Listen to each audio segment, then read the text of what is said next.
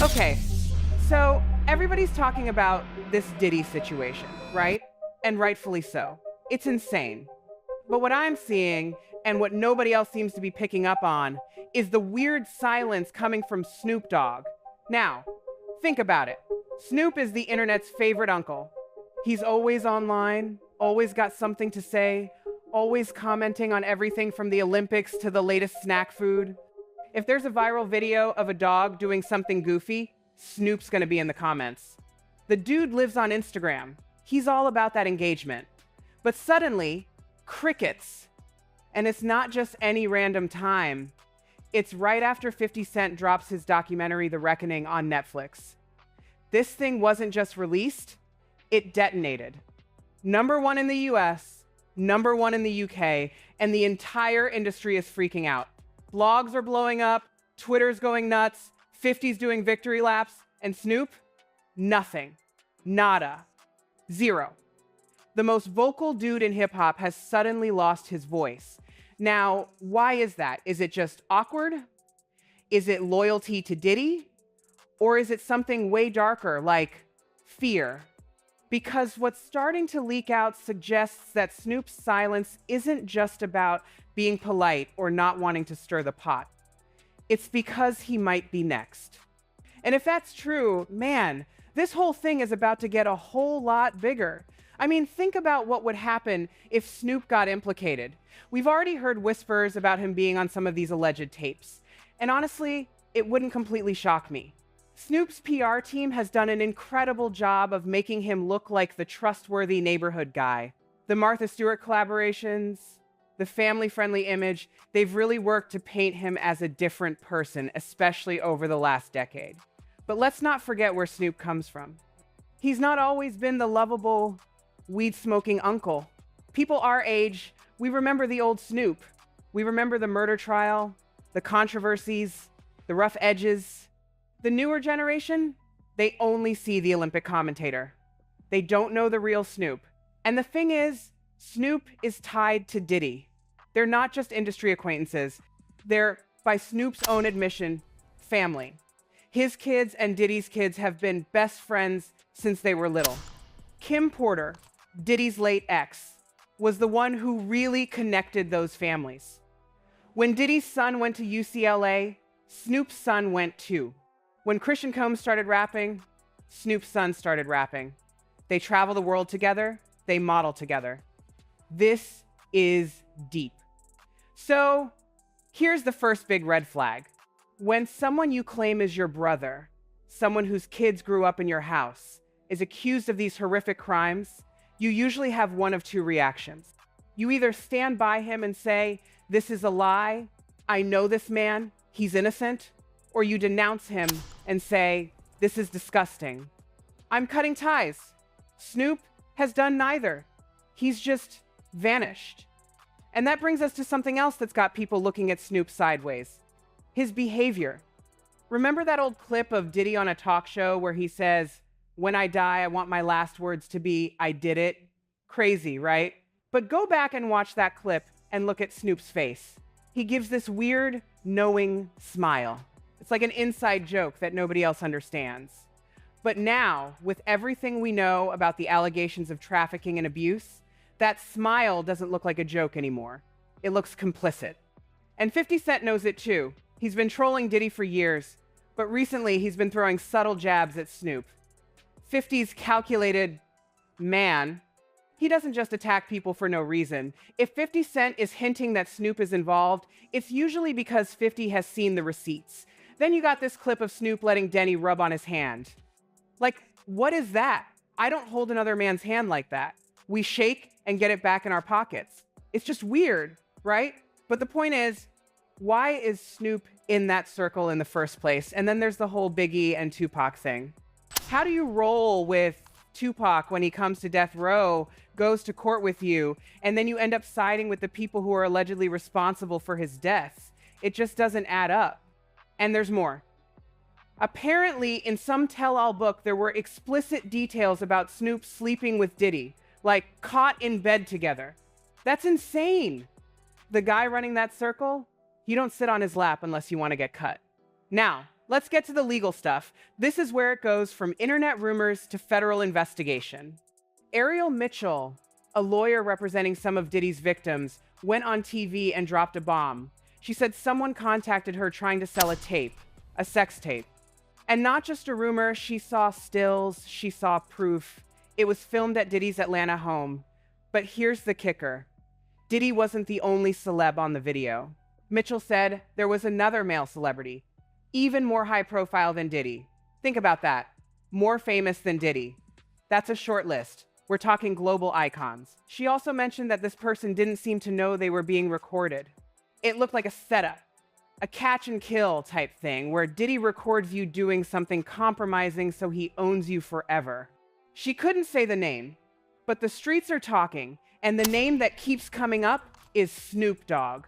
Why Snoop? Well, look at the description. More high profile than Diddy? Snoop is arguably more famous globally.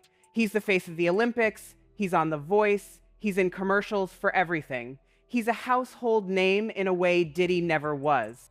And then you've got Courtney, this industry insider who claims he had access to Kim Porter's real memoir, the one she supposedly left behind on flash drives before she died.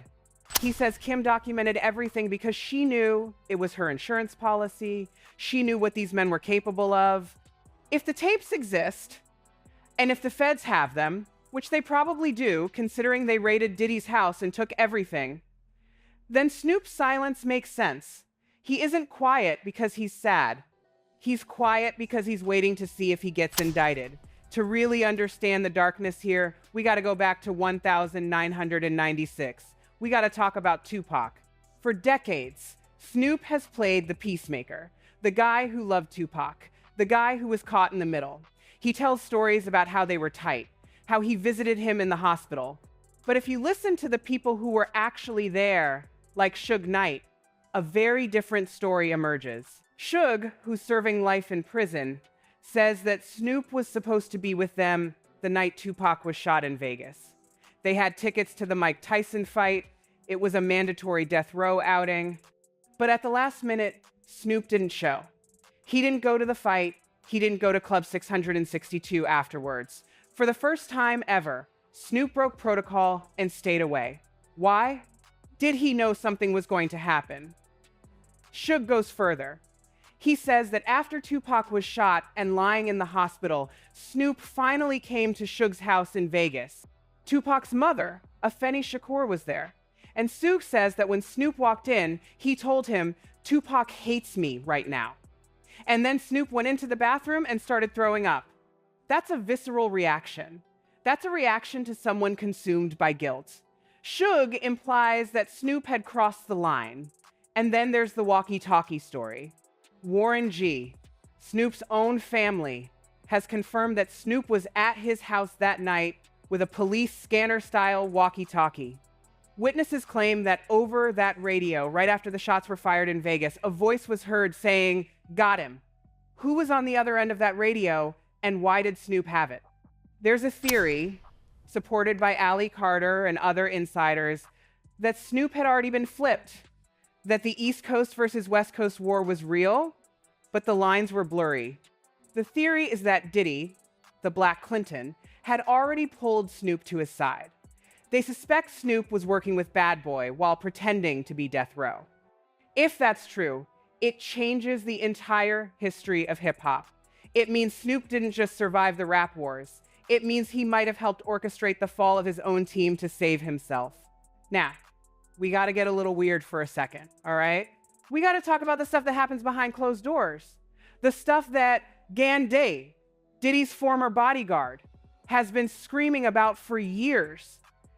That dude calls Diddy a demon. And he doesn't mean it like, oh, he's a tough boss.